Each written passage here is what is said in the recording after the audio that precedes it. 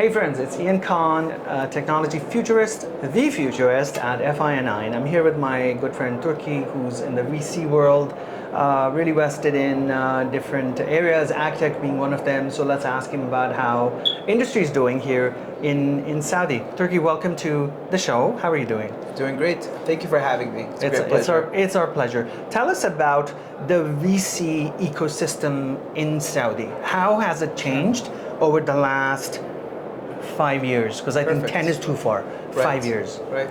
That's perfect because that's when I started actually 5 years ago. So I would say the VC ecosystem, VC being venture capital funds, really started in 2018. You have a couple funds prior to that that were mostly investing regionally, mainly in the UAE, but really what has happened is the VC ecosystem started in 2018, we launched in 2021, and since then we've seen how much that the VC funding volume has really accelerated. Yeah. Just to give you a quick idea, first half of 2025, VC funding volume actually surpassed full year of 2024 in Saudi Arabia. And right now, it's tracking at being, just by the end of Q3, at more than double of last year's VC funding volume. So it's been really a multiplier effect year over year. And I could give you a reason why behind that. So number one being, we have great supporters from our LPs, our investors, some of them being, of course, the catalyst really that made the VC ecosystem possible here in the Middle East, or in Saudi in particular, which is Saudi Venture Capital Company, a fund of funds that is impact driven to support the entrepreneurs and the VC ecosystem here in Saudi. Jeddah Fund of Funds, which is a subsidiary of PIF, as well as others who are part of our LP base, such as the ISSF in Jordan, similar impact driven, and there are others in the UAE, Bahrain, etc.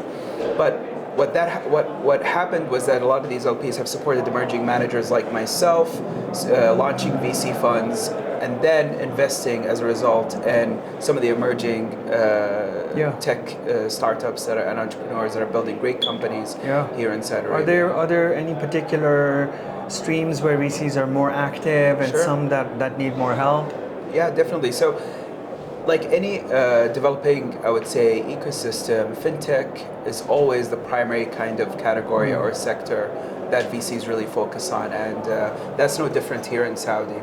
So we operate, for example, a fintech-focused fund with our partners at A&B Capital. It's a bank here in Saudi Arabia, as well as Arab Bank in Jordan. And it's a primarily fintech-focused fund, and there are others, some of my partners or colleagues like Venture Souk operates also a fintech-focused fund. That's where you would notice a lot of the funding really going in terms of one single industry. Yeah. It's in terms of as a percentage, it's sometimes around 20% to 25% of full VC funding volume going towards fintech companies. Yeah. But I think what we have done early on is we've backed B2B SaaS companies quite early. Some of the leading SaaS companies today in the region are in our portfolio. Lucidia being one, which is an AI-powered customer experience management here in Saudi. And they're actually innovating and adopting generative AI capabilities within the customer service space. And ZenHR, which is an HR tech solution that's a cloud-based solution here in the Middle East. Incredible.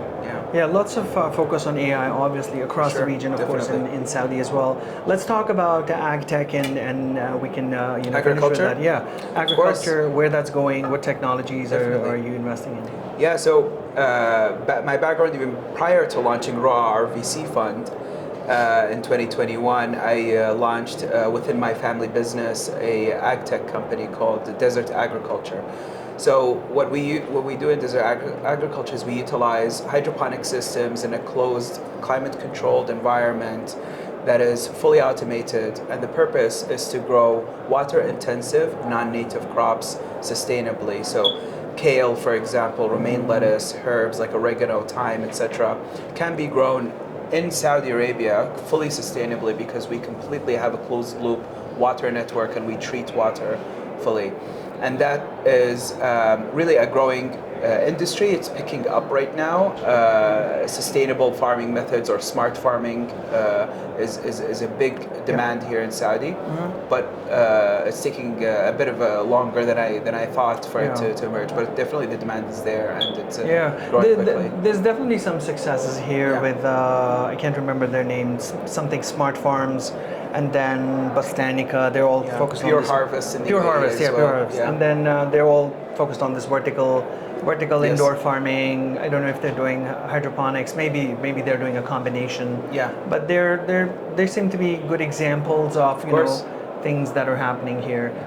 What's your final kind of outlook on the next, let's say, 3 to 5 years on ag tech, agriculture, generally speaking, if we take that as a focus? Of course, yeah. So what you need in ag tech is, because the capex investment is quite high to build these, kind of closed environments, climate controlled, compared to conventional methods of just a regular farm with an irrigation system, open air, it's much more expensive.